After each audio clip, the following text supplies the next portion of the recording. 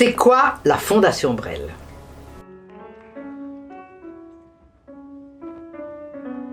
En octobre 1978, c'est le décès de mon père. Et à partir de ce moment-là, je réalise à quel point il a laissé beaucoup de personnes orphelines. Et ces personnes nous écrivent, à nous, la famille. Ils souhaitent avoir des renseignements, des informations, une photo, une confirmation. Et toutes ces personnes qui écrivent, eh bien, ça fait du travail, ça fait une charge.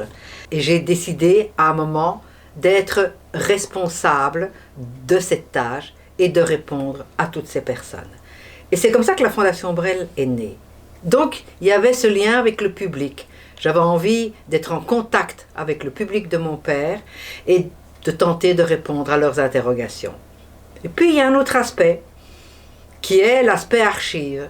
Ma grand-mère, la mère de Jacques, et ma mère ont toujours gardé beaucoup de documents sur mon père, sur sa vie d'artiste, sa vie privée. Et donc là, j'avais des archives tout à fait extraordinaires qui étaient à ma disposition et inconnues du public. Et donc j'ai décidé de faire un arc-en-ciel entre le public avec qui j'étais déjà en contact et toutes ces archives. Et pour ce faire, eh bien, il fallait mettre ces archives à la disposition du public.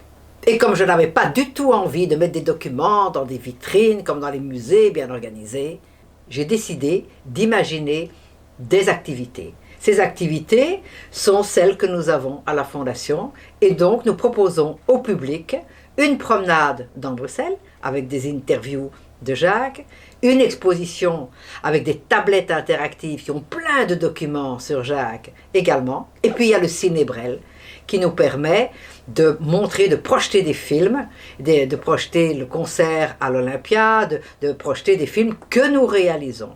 Et puis toutes ces archives me permettent également d'écrire une chronique, la chronique d'une vie, et j'ai déjà publié 2 ouvrages, Jackie et Un troubadour, qui racontent l'enfance et l'adolescence de mon père, et la suite est à venir.